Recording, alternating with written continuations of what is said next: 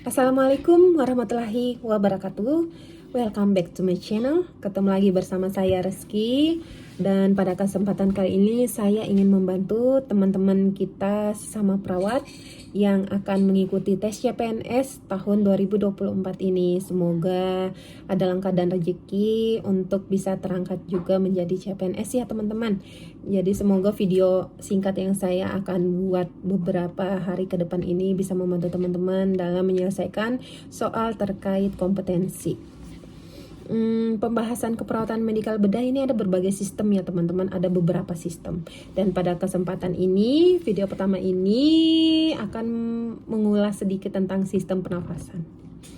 Jadi, kasus sistem pernafasan yang banyak ditemukan itu adalah asma, COPD, tuberkulosis, efusi pleura, pleuritis, pneumonia, kurang lebih 6 penyakit di sistem pernafasan. Teman-teman, dari 6 penyakit ini apa sih yang harus kita tahu ya sebagai perawat? Jadi yang pertama itu bikin ringkasan teman-teman. 6 penyakit ini, asma contohnya, suara nafasnya bagaimana, frekuensi nafasnya bagaimana, patofisiologinya bagaimana, dan kalau perlu itu AGD-nya bagaimana. Jadi 4 poin penting ya teman-teman. Suara nafas dan frekuensi nafas, patofisiologi, yang terakhir hasil analisa gas darah atau AGD. 4 itu ya, bikin rangkuman dari penyakit sistem pernafasan. Jadi saya beri contoh satu, asma. Asma suara nafasnya bagaimana? Suara nafasnya normal apa enggak? Asma itu kan inti dari asma itu dia punya suara nafas tambahan, wheezing. Asma ini jarang banget enggak keluar di tes manapun. Suara nafas tambahannya tuh wheezing. Ya, jadi dia wheezing atau mengi, ada suara tambahan ya.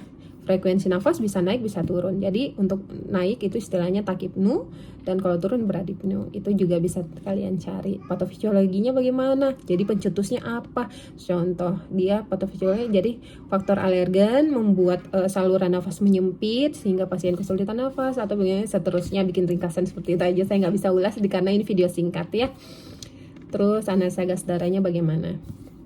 Dia terjadi asidosis atau alkalosis ya. Oke, untuk sistem pernafasan selanjutnya apa? Bagaimana cara mendiagnosis? Tadi terkait gejala ya. Bagaimana cara mendiagnosis, mengangkat diagnosa keperawatannya? Untuk sistem pernafasan kita ada 3 ya. Bersihan jalan nafas ya. Yang kedua itu gangguan pola nafas, dan yang ketiga kerusakan pertukaran gas. Jadi ini 3 masalah utama pada sistem pernafasan. Bagaimana sih cara membedakannya? Nah, saya kasih garis bawah ya untuk bersihan jalan nafas. Untuk bersihan jalan nafas itu teman-teman bisa memberi garis bawah, bisa menggaris bawahi lah. Bersihan jalan nafas, pasien keluhan utamanya itu apa? Dia memiliki sekret di pernafasannya. Jadi kalau ada sekret, ada yang benda asing lendir di jalan nafas pasien, di saluran pernafasan pasien, angkat bersihan jalan nafas. Kalau yang kedua, pasien ini sesak walaupun tanpa adanya lendir di jalan nafasnya, dia sesak ya, intinya sesak ya, itu berarti gangguan pola nafas. Di sini bisa digarisbawahi frekuensi nafas pasien pasti meningkat. Seperti yang saya bilang di awal tadi, yang harus kita buat rangkumannya dari berbagai penyakit.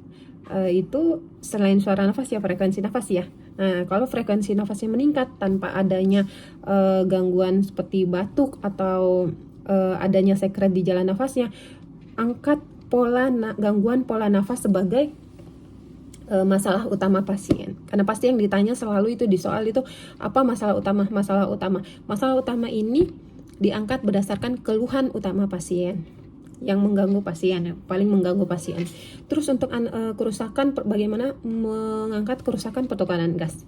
Inti dari diagnosa kerusakan pertukaran gas ini, cari di data pasien itu ya, di clue di soalnya itu apa ada pemeriksaan AGD. Kalau ada pemeriksaan AGD dan itu abnormal, langsung angkat tanpa berpikir kerusakan pertukaran gas. Gak usah bimbang.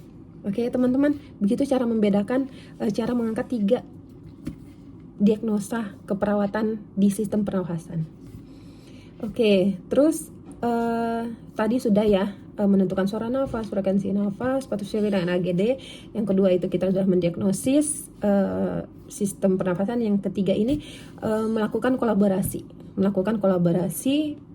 di sistem pernafasan itu apa saja. Yang pertama itu pembelian nebulizer. Pemberian nebulizer ini terkait nanti bersihan jalan nafasnya kan. Nebulizer untuk mengencerkan lendirnya ya otomatis nebulizer.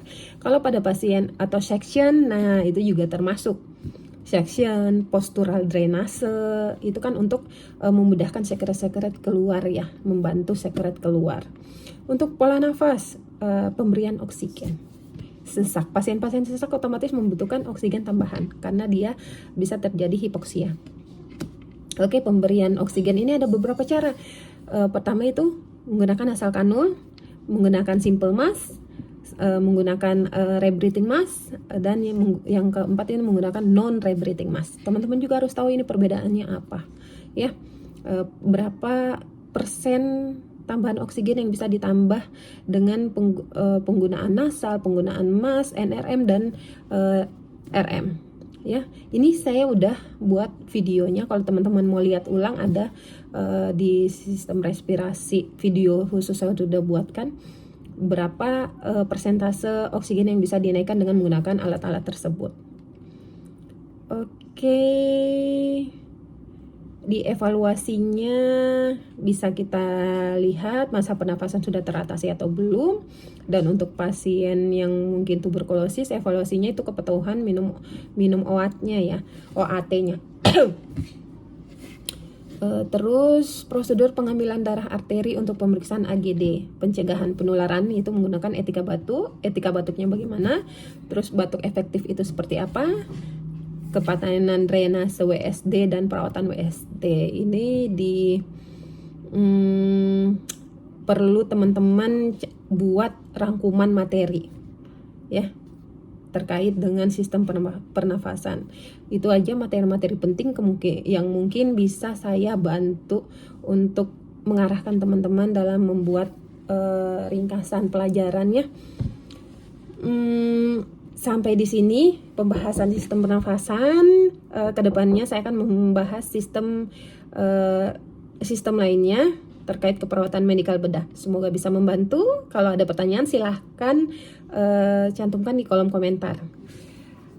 Kekurangan berasal dari saya. Wabillahi taufiq wal hidayah. Assalamualaikum warahmatullahi wabarakatuh.